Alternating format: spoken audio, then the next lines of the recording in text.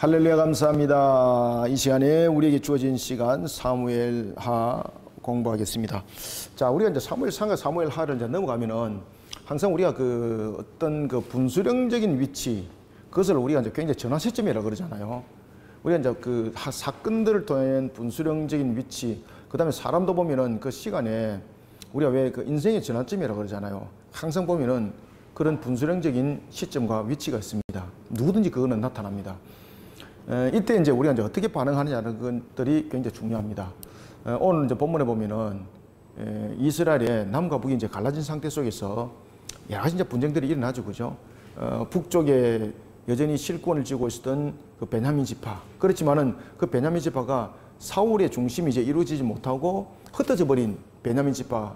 그렇지만 여전히 북쪽 지파의 중심 세력은 베냐민 지파였습니다. 그리고 또한 베냐민 지파에서는 사울이 일대 왕으로서 통합 왕국을 다스릴 때에 한 그 장군이 있었습니다. 그가 누굽니까? 아브넬이죠, 그죠? 이 아브넬은 그 사울의 조카였습니다. 사촌이었습니다, 그죠? 아브넬은 사울의 사촌인데 그 자신이 가지고 있는 어떤 전략적인 능력 이런 부분들은 굉장히 아마 탁월했던 것 같습니다. 그러나 사울이 왕이 되다 보니까 늘 2인자였습니다. 우리가 보면은 왜 영원한 2인자, 우리가 뭐 옛날에 우리나라 정치에서도 보면 영원한 2인자가 있었거든요.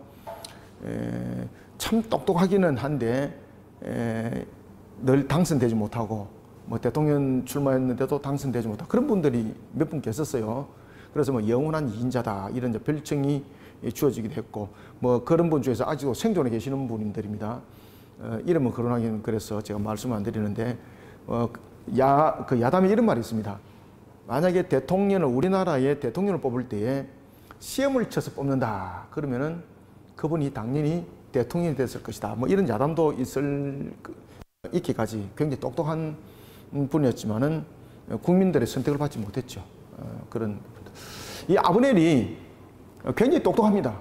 그리고 이 장군으로서 역할도 보면 나중에 뒤에 보면 여러분 압니다만은 굉장히 그 이런 무기도 능수능란하게 사용하는 그러한 장군이었습니다. 그런데 전체적인 백성들한테는 지지를 못 받았던 것 같아요. 그죠?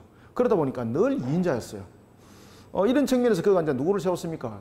사울의 넷째 아들이었던 속된 말로 보면은 사울도 이 아들을 별로 인정을 안 했잖아요. 사울도 이 아들을 별로 인정을 안 했는데 결국은 사울의 계보 속에서 남아있는 살아있는 아들은 이름이 무엇이었습니까? 별칭이라 그랬죠, 그죠? 이스보셋이 사울의 넷째 아들 바로 에스바알, 그죠? 에스바알이 별칭이 뭐라 그랬습니까? 이스보셋이다 그랬죠. 이스보셋.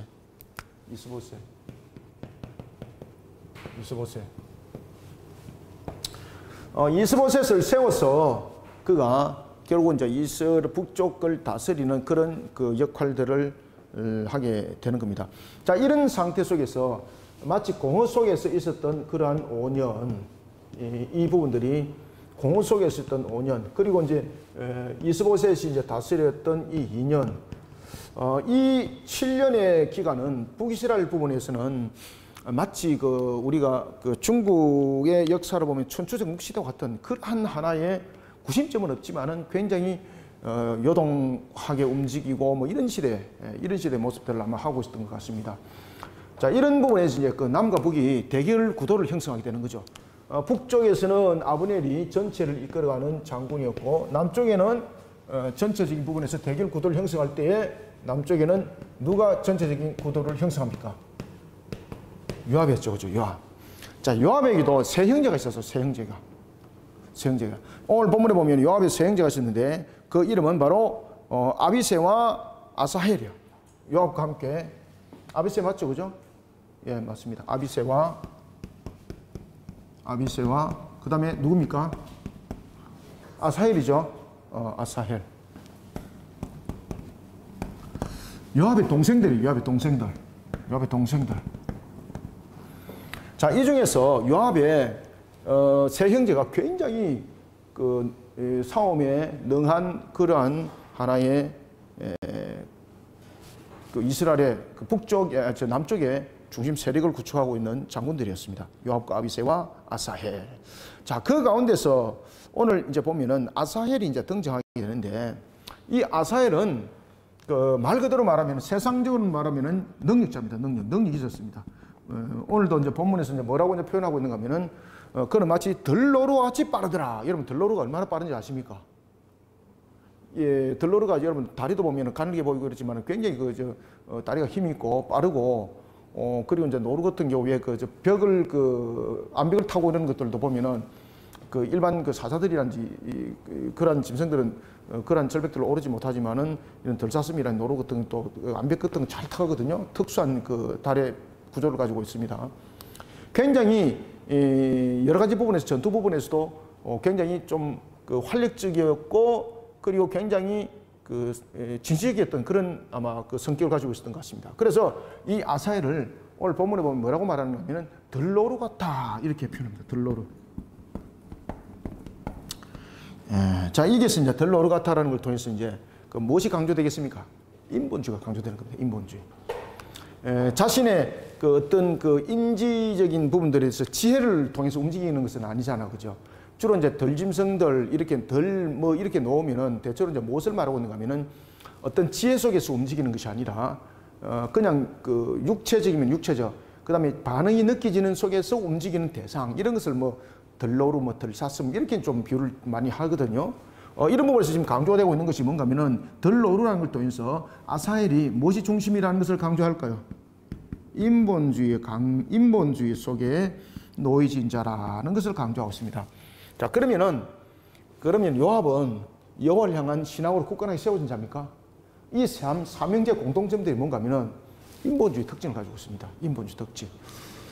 그런가 하면은 또한 아브넬도 신본주의 중심이 아니라 이 또한 인본주의 중심이 되어 있는 것을 볼 수 있습니다. 만약에 여러분들 아브넬이 신본주의였다면은 왕을 이스보셋을 세워야 될까요? 다윗을 세워야 될까요? 맞습니다. 당연히 다윗을 세워야 되는 거죠. 그래서 오늘 본문에 등장하는 인물들, 공통적인 인물들, 아브넬, 요압, 아비새, 아셀 공통점은 무엇이라고요? 인본주의입니다. 인본주의 속에서 이제 나타나는 상황들을 우리에게 조미해 주면서 하나님의 계획하심은 어디에 있는가? 우리에게 질문을 던져. 아시겠습니까? 오늘 본문에 보면은 인본주의 속에서 등장하는 아브넬, 그 다음에 요압과 함께 움직였던 아비새, 아사헬, 나중에 이제 요압은 그 신본주의 속에 세워진 다윗의 가장 최척거리면서 다윗을 가장 많이 괴롭혔고, 다윗의 심중에 늘 불안한 요소를 던진 사람이 누굴까요, 여러분들요? 요압입니다. 요압. 그래서 나중에 다윗이 마지막 생명을 거둘 때에 누구를 거두라는 겁니까? 솔로몬을 하여금 절대 요압을 살려둬서 늙어서 무덤가에 가지 못하도록 만들라고 이야기를 합니다. 왜? 요압이 그 자녀도 요압의 권세 속에 있었거든요. 그러다 보니까 요압이 자연사를 하게 되면은 그 아들들이 그 권력을 그대로 차고 앉을 것이고, 그런 부분들이 나중에 다윗이 죽고 난 이후에 이스라엘 전체를 다스리는 하나의 핵심적인 요소가 될 거예요. 그러면 솔로몬은 왕이 있지만 껍데기 왕이에요. 단번에 날아간다는 거죠. 그래서 요압을 그냥 두지 마라. 그가 흰머리로 무덤가에 가도록 내버려 두지 마라. 그러면서 요압이 결국은 반란을 일으킨, 반란이라기보다는 뭐 하나의 아도니아와 함께 그가 새로운 하나의 전환 시점에서 세력을 규합을 하고 있던 그 문제로 인해 가지고 결국은 생명이 마감하게 되는 것이죠. 이런 인본주의 속에 걸쳐 있는 우리가 한 장면을 보게 됩니다. 지난주에도 다 봐왔습니다만은 특히 이제 남쪽과 북쪽이 전쟁을 벌일 때에 12지파를 상징하는 12명이 대결 구도를 했죠. 그죠? 이 대결 구도를 해서 누가 이겼습니까? 요압에 있는 무리들이 이기게 되었습니다. 그렇지만 결국은 12명의 대결 구도를 했던 사람들은 24명 다 죽어버렸던 거죠. 다 죽어버렸고, 그리고 이제 전투를 벌였는데 역시 그 아브넬이 이끌어가는 그 구조적 측면에서는 세를 구성하고 있는 부분에서는 남쪽이 좀 강했어요. 그러다 보니까 아브넬이 뒤로 밀렸던 거죠. 그러면서 이제 이 전투에 밀리다 보니까 아비새는 도망갈 수밖에 없는 거죠. 그때에 요압의 세 형제 중에서 아사헬이 들로루라 그랬잖아요. 그죠? 자기가 기회를 잡으려고 그러는 거예요. 삼형제 가운데서도 자기가 이 아사헬을 이 아사헬이 이 아브넬을 목을 베어가지고 다윗에게 전과를 제시를 하면서 자신이 우두머리에 쓰려고 하는, 자신의 전과를 노리면서 끝까지 아브넬을 쫓아가는 장면이 연출되는데, 사실은 이게 둘이가 대면을 했을 때에 아사헬과 아브넬은 대결 구도가 형성이 되지 않을 정도로 그런 여러 가지 부분들의 요건을 가지고 있습니다. 그럼에도 불구하고 아사헬은 자신의 어떤 전과를 올리기 위해서 무리를 하게 되는 거죠. 그로 인하여서 결국은 아브넬에 의해서 죽임을 당하는 장면. 자, 오늘은 이런 장면들이 우리 속에 주어집니다. 본문 18절부터 32절까지 뭐 간단한 내용입니다. 우리가 본문 한번 텍스트를 보면서 내용들을 전개해 나가도록 하겠습니다. 자, 18절 봅시다. 그곳에 스루야의 세 아들 요압과 아비새와 아사헬이 있었는데 아사헬의 발은 덜러루같이 빠르더라. 자, 그러니까 여러분 요압의 그 삼형제가 보면은 좀 특출한 그 삼형제였죠, 그죠? 특출한 삼형제였습니다. 삼형제 가운데서 요압과 아비새와 아사헬 가운데서 어떤 이 육신이 가지는 반응으로 봤을 때는 아사헬이 아마 최고 월등했던 것 같습니다. 육신이 느끼는 이런 반응적 부분들을 봤을 때에. 그래서 아사헬이 자신이 하나의 전과를 올리기 위해서 아브넬이 도망가는 것을 쫓아가게 되는 겁니다. 그래서 이 전쟁터에서 승리하자 아브넬이 도망가게 되고 그를 생포하여서 공로를 세우려고 했던 공명심, 지금 공명심이 발동했던 거죠. 공명심이 발동했던 아사헬이 아브넬을 쫓아갑니다. 19절. 아사헬이 아브넬을 쫓아 달려가되 좌우로 치우치지 않고 아브넬 뒤를 쫓으니 왜 좌우도 보지 않겠습니까? 이게 이제 여기서 덜로루라는 이 의미가 주고 있는 것은 그가 강력한 두 발을 가지고 있다는 뜻만을 가지고 있는 것이 아니라 좀 보면은 인본주의 속에서 주변을 돌아보지 아니하고 자신의 그냥 그 방향을 향해서 그냥 가는 좀 미련한 부분들, 이런 부분들 좀 표현을 좀 하고 있는 것 같습니다. 이 덜로루를 통해서. 아시겠죠? 그죠? 20절. 아브넬이 뒤를 돌아보며 이르되 아사헬아 너냐 대답하되 나로라. 아브넬이 그에게 이르되 너는 왼쪽으로나 오른쪽으로나 가서 청년 하나를 붙잡아 그의 군복을 빼앗아라 하되 아사헬이 그렇게 하기를 원하지 아니하고 그의 뒤를 쫓으며. 자, 여러분 아브넬이 왜 이런 이야기를 했을까요? 네? 아브넬이 지금 보면 서로 간에 지금 그 통성명을 보면 서로 간에 지금 다 알고 있는 거잖아, 그죠? 아브넬이 왜 아사헬에게 그 이야기를 했을까요? 아사헬에게. 지금 그 아브넬이 아사헬에게 하는 이야기를 여러분 잘 기억을 하셔야 됩니다. 이게 이제 뭔가 하면은 아브넬이 아사헬을 해치지 아니하려고라는 그런 의도적인 표현도 있습니다. 근데 그 표현 이상의 표현이 있습니다. 이게 이제 뭔가 하면은 사실은 이 아브넬이 아사헬을 해침으로 인해서 아사헬을 끼고 있는 그 조직 구조가 누굽니까? 요압이잖아요. 그럼 요압은 형제잖아요. 그러면은 아브넬이 아사헬을 죽임으로써 어떤 결과가 생겨나게 되는 겁니까? 이제는 남과 북의 문제가 아니에요. 이제는 남과 북의 문제가 아니라 이제는 원수관계가 되는 거죠. 그러면 그에게는 무엇이 함께 더 업되는 겁니까? 복수가 업이 되는 겁니다. 복수가. 그러면은 아브넬은 스스로의 짐을 지는 입장이 되는 거잖아요. 이 한 생명 없앰으로 인해서 자신이 이 아사헬을 죽임으로 인해서 자신이 전과가 올라가고 자신이 권위가 올라가고 자신이 무언가 실권을 잡는 것이 아니라 이 아사헬을 죽임으로 인해서 더 많은 손실이 자기에게 있다는 거죠. 그것은 뭔가 하면은 하나의 전과를 세운 것이 아니라 남과 북이란 대결 구도를 넘어선 하나의 원수, 복수에 대한 부분들이 이 속에 성미되기 때문입니다. 그리고 또 하나는 지금 아브넬이 아사헬에게 뭐라고 말하는가 하면은 네가 전과를 올리고자 한다면은 네가 나와 대결 구도적 측면에서 네가 나의 대상이 안 됐다는 걸 네가 잘 알고 있지 않느냐.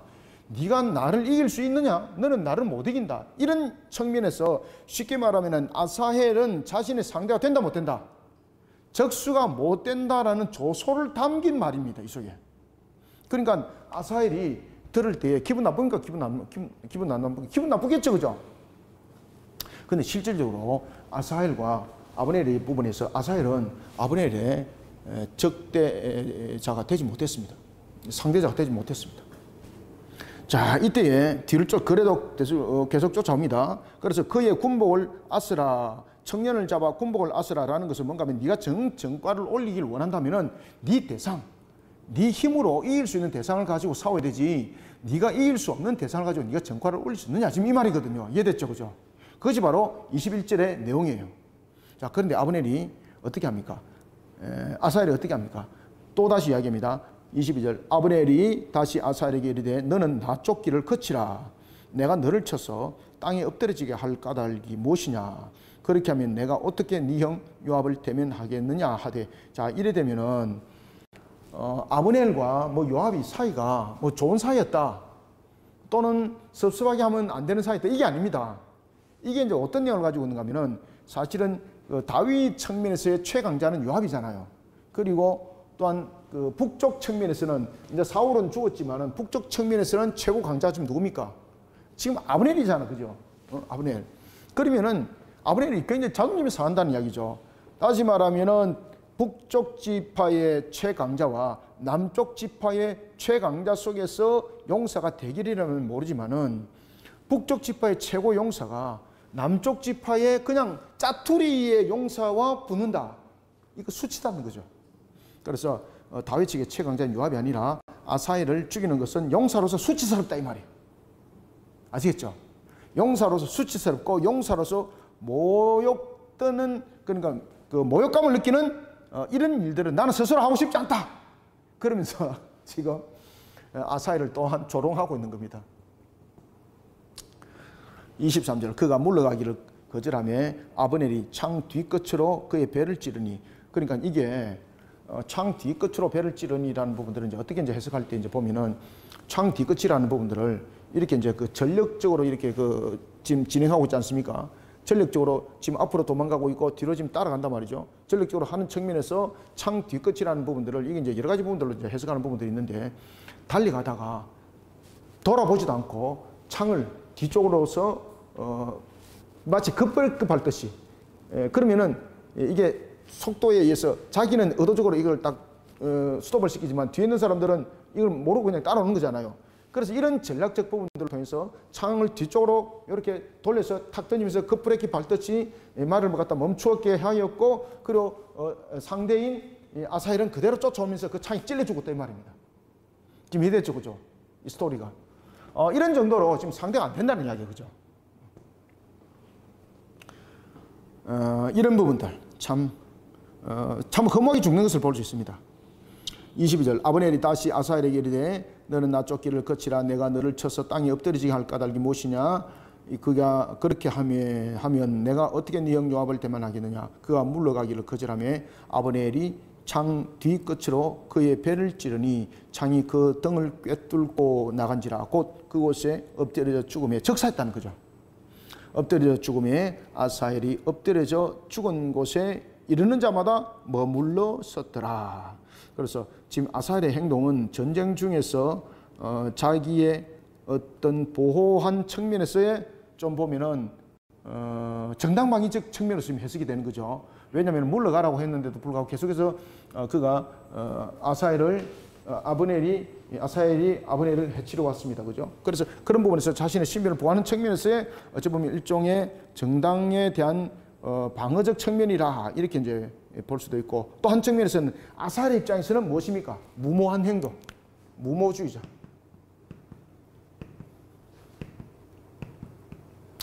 우리가 왜 보면은 좀 성격이 좀 저돌적이면서도 지혜가 있는 사람이 있는가 하면은 저돌적이면서 좀 어떻게 합니까? 우리가 우리말로만 무대뼈라 그러죠. 그죠? 그냥 일방적인 것들, 무모한 자. 아사헬의 성격이 어떻습니까? 무모함을 가지고 있는 성격입니다. 그래서 덜로루라 이야기를 하는 겁니다. 굉장히 지혜롭지 못한 자. 자기 능력만 믿고 달라드는 자. 그렇게 이야기를 하는 겁니다. 그것이 아사헬의 성격이었고, 그 성격이 전장 속에서 그대로 나타났고, 그걸로 인해서 그는 스스로의 모습 속에 그냥 넘어지는 자가 됐던 것입니다. 엎드려져 죽음에, 아사헬이 엎드려져 죽음에 죽은 곳에 이르는 자마다 머물러 섰더라. 자, 여기서 우리가 이제 또한 볼 것은 요압은 다윗의 그 왕국의 1등 공신이죠. 그러면서 이 내용들이 지금 계속해서 전개되고 있는 것은 뭔가 하면은 지금 장차 세워질 왕국이 지금 신본주의잖아요. 그런데 지금 여기서 모든 사람들이 보면은 나중에 아브넬도 요압이 나중에 복수합니다. 요압이 복수해서 아브넬을 죽입니다. 그러면서 남은 요압, 뭐 아비새, 특히 이제 요압이 이제 중심적으로 세워지게 되고 뭐 아비새는 크게 뭐 부학되고 이런 것은 아니거든요. 그럼 이 속에서 지금 부학하고 있는 내용들은 뭔가 하면은 결국은 남과 북을 통틀어서 이제 하나의 왕국을 형성할 때에 그 왕은 다윗이 된단 말입니다. 다윗이 될 때에 하나님은 신본주의 속에 다윗을 세웠지만은 다윗의 내부 구조가 인본주의가 굉장히 만연했다는 것을 이제 간접적으로 설명하는 겁니다.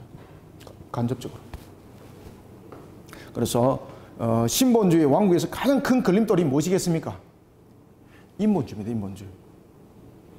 우리가 겉으로는 우리가 하나님만을 믿습니다 하면서도 우리 속마음이 다른 것을 원할 때도 있는 거잖아요. 그죠?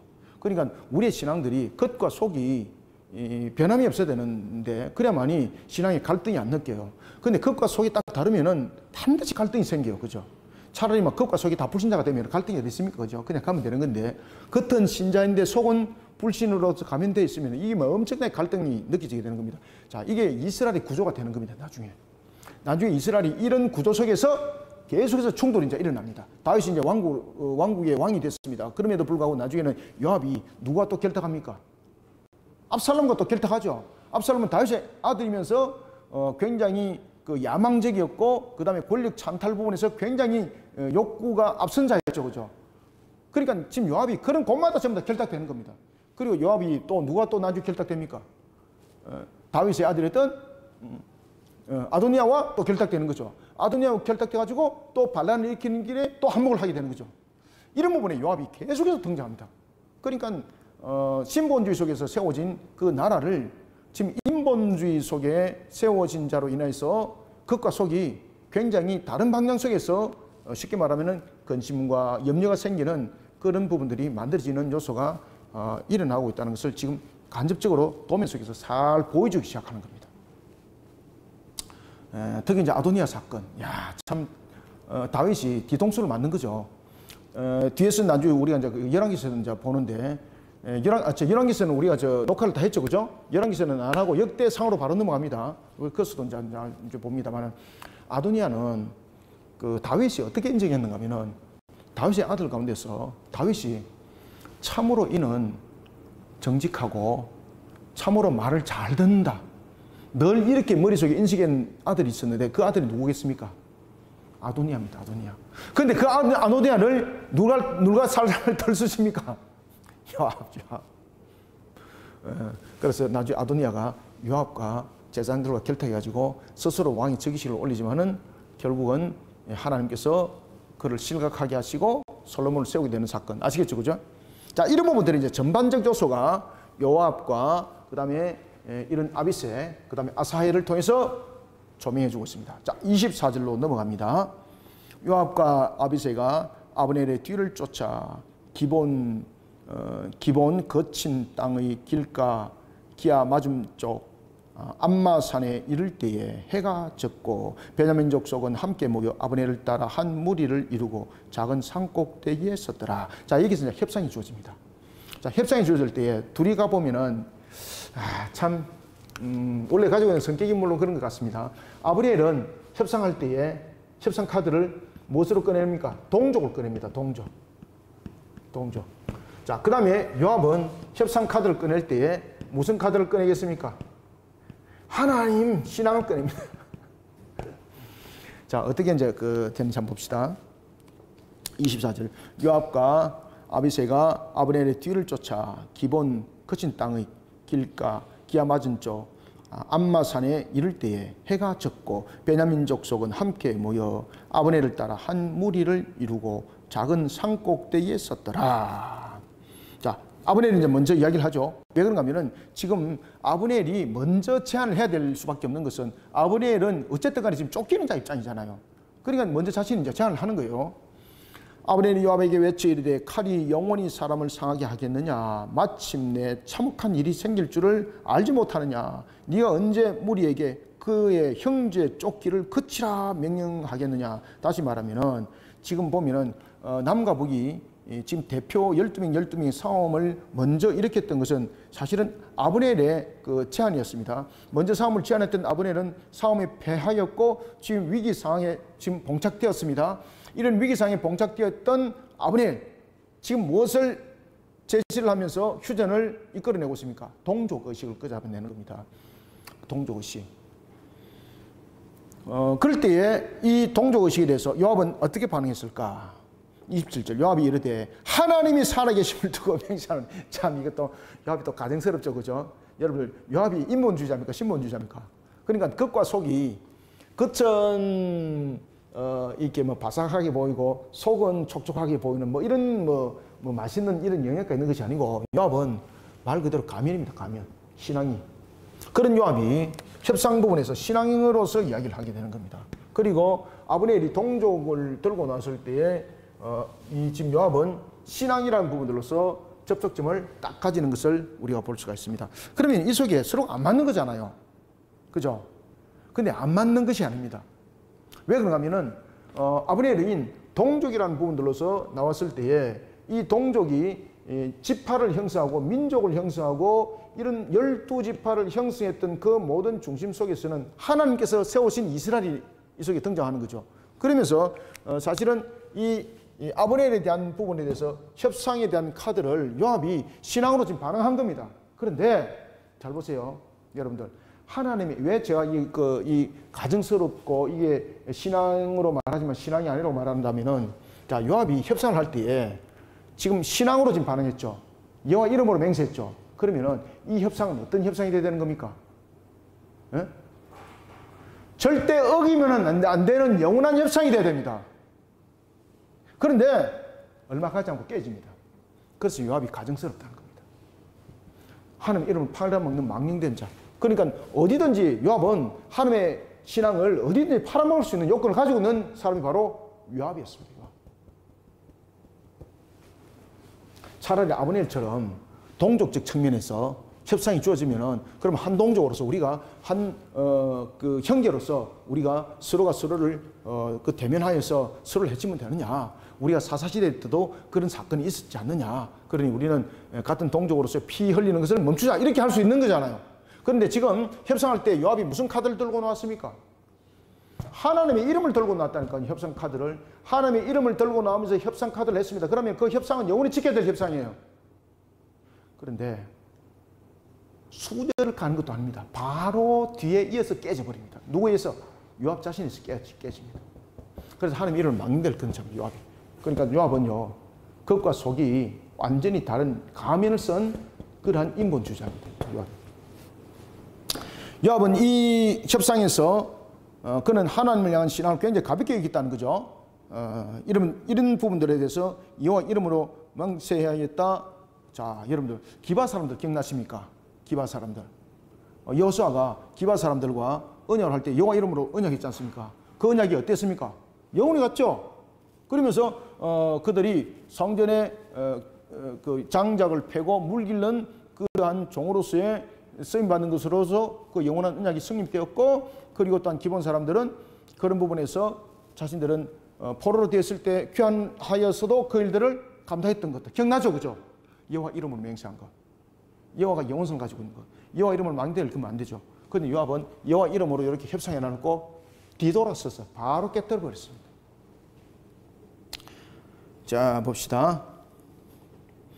27절 요압이 이르되 하나님이 살아계심을 두고 맹세하노니 네가 말하지 아니하였다면 무리가 아침에 각각 다 돌아갔을 것이요 그의 형제를 쫓지 아니하였으리라 하고. 그러니까 다시 말하면 요압과 지금 아브넬이 이스라엘을 하나님을 내세워서 휴전을 제안합니다. 그러나 그럼에도 불구하고 이 휴전은 나중에 신앙으로서 응한 것 같이 만들면서 이것은 얼마 가지 못하는 하나의 신앙을 팔아먹는 사기극이 되는 겁니다. 하나님 이를 망령되게 일컫는 그런 부분들이 됩니다. 뭐 요압의 이야기도 마찬가지입니다만 요압도 또 핑계가 이렇게 되죠. 네가 만약에 아브넬 네가 만약에 우리가 12명 대기를 해서 싸우자 그 말을 안 했으면 지금 여기까지 안 갔다 이 말이죠. 그죠? 그것은 원인이죠. 그 원인을 네가 정황했다는 것이죠. 그것은 다만 하나 핑계 불응한 것이죠. 지금 요압도 마찬가지고 아브넬도 마찬가지고 자신들의 실권을 장악하기 위한 부분에서 전략적 부분에서 자신들은 서로 간을 하나하나 제어받던 입장이었고 서로 간에 제어받던 입장이 중요한 것이 아니라 사실은 자신들은 상대방을 죽이는 것이 목적이잖아. 그죠? 그래야만이 자신이 실권을 질 수 있는 것이고 남과 북을 통틀어서 갈 수 있는 역할을 하잖아요. 그런 계산 속에 있어 놔놓고 모든 것들이 보면은 자신들의 핑계, 자신들의 입장에서 유권 해석을 할 뿐이에요. 그러니까 하나님의 이름을 망령되게 일컬어서 협상도 이렇게 하는 거예요. 이렇게 해놔놓고 난 뒤에 나중에 아브넬이 자신이 불리하니까 다윗에게 와서 협상을 합니다. 그리고 협상을 하고 언약을 합니다. 언약을 하고 돌아갈 때 요압이 그것을 보고 뒤쫓아가서 그를 유인해서 죽여버립니다. 암살하는 거죠. 자, 28절. 요압이 나팔을 불매 온 무리가 머물러 서고 다시는 이스라엘을 쫓아가지 아니하고 다시는 싸우지도 아니하니라. 이것이 얼마 같다고요? 잠시 같습니다. 잠시.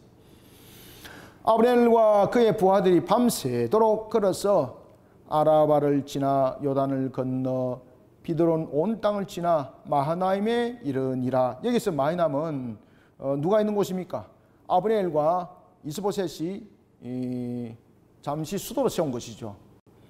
아브넬이 이스보셋을 왕으로 세우고 임시 수도로 삼은 곳, 그곳이 어디입니까? 마하나임이었습니다. 마하나임에 이르니라. 요압이 아브넬 쫓기를 그치고 돌아와 무리를 다 모으니 다윗의 신복 중에 19명과 아사헬이 없어졌으나 20명이 죽었다는 거죠. 그죠?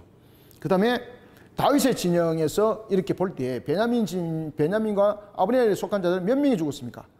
와, 이게 18배 정도 차이 나죠. 그죠? 18배. 360명. 대 20명. 이러면은 지금 요압은 크게 성공한 전투죠. 그죠?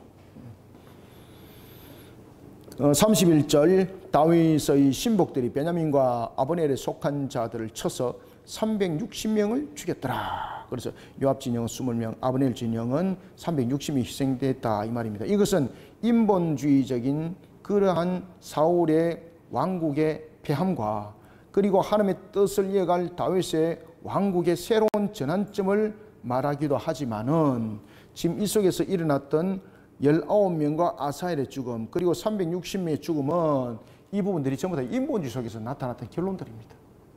그래서 하나님의 어떤 내용들을 지금 펼쳐나가는 것이 아니라 이런 하나님의 왕국을 바르게 세워나가야 될 근본 속에 이와 같은 인본주의자들이 중심축을 놓고 있었습니다. 이것을 설명하고 있습니다. 그래서 32절 무리가 아사헬을 들어 올려 베들레헴에 있는 그의 조상묘에 장사하고 요압과 그의 부하들이 밤새도록 걸어서 헤브론에 이른 때에 날이 밝았더라. 자, 오늘은 우리가 2장 여기까지 우리가 공부를 하고요. 그리고 이제 실질적으로 다윗의 군대가 승리했습니다. 지금 그 이야기를 안 하는 거죠. 그죠? 이렇게 이야기가 주어지면 원래 다윗의 군대가 승리했습니다. 이렇게 돼야 되잖아요. 근데 다윗의 승리로 지금 이야기가 주어져 나가기보다는 지금 서로 요압에 대한 부분들과 그리고 또한 아브넬에 관한 부분들을 내용을 전개를 하면서 앞으로 펼쳐질 신본주의 속에서 가장 문제점들이 부각되어지는 것은 바로 인본주의 속에서 이와 같이 역할들을 했던 이들로 인하여서 문제점들이 발생이 됩니다. 이런 것을 간접적으로 조명해 주고 있습니다. 자, 오늘은 여기까지 하고 이제 다음 주에는 다윗의 아들들을 우리가 봅시다. 그리고 또한 아브넬이 이스보셋을 어떻게 배반하는지 그리고 또한 아브넬은 어떻게 살해가 되는지 이런 장면들을 우리가 계속해서 3장에서 보도록 하겠습니다. 감사합니다. 수고하셨습니다. 하나님 감사합니다. 주님께서 오늘도 우리에게 펼쳐주시고 열어주시는 모든 여정들, 과정들 하나님의 영광이 되기를 원합니다. 우리에게 오늘도 은혜 담비를 부어주시고 특별히 주신 말씀을 우리가 상고하면서 신본주의 근본이 세워져야 될 것인데도 불구하고 겉으로는 신본주의를 내세우면서 하나님의 이를 망령되게 걷는 그런 요압의 기초적인 행각들을 봅니다. 자신이 전략적 측면에서 하나님을 사용하고 이용하는 그런 모습, 그리고 또 결국은 자신의 그 실권을 장악하고 원수를 갚는 일에 하나님의 이름을 팔아먹는 요압의 모습, 결국은 다윗을 최후의 순간까지 가장 괴롭혔던 요소가 요압이라는 것을 봅니다. 신본주의 속에 항상 이와 같이 인본주의의 어떤 요소로 인하여서 여러 가지 신앙의 균형이 깨어지고 신앙의 누룩과 같은 일들이 일어나지 않도록 우리의 모든 공동체, 우리의 심령 속에 항상 하나님의 법도와 규례가 중심과 그리고 또한 다리 밑줄에 축이 되게 하여 주옵소서. 항상 하나님을 바르게 섬기는 신앙과 믿음 안에 우리 공동체의 근본들이 되기를 소망하고 우리 성도들의 나갈 여정이 되게 도와주시옵소서. 항상 하나님의 말씀이 중심을 잡고 하나님의 말씀대로 지켜 준행함이 우리의 모습들이 되기를 소망하며 예수님의 이름으로 기도드립나이다. 아멘.